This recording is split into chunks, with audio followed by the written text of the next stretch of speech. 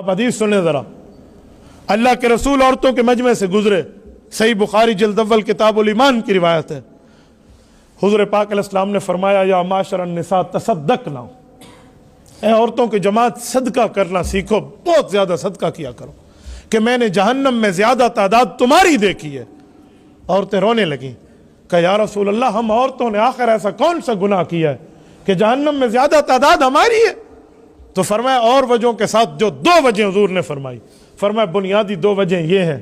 کہ تم میں ایک بے صبری پائی جاتی ہے کہ کوئی بچہ بیمار ہو جائے، کوئی گھر میں مصیبت آ جائے، کوئی تکلیف آ جائے، کوئی بیماری آ جائے تو تم رونا پیٹنا اس طرح شروع کر دیتی ہو کہ ہائے مصیبت کو ہمارا دروازہ ملا تھا، ہائے موت نے ہمارا منہ دیکھا تھا، اس طرح کی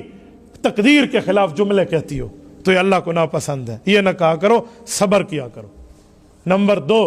تکفرن العشیر، تم اپنے خاوندوں کی نافرمانیاں کرتی ہو۔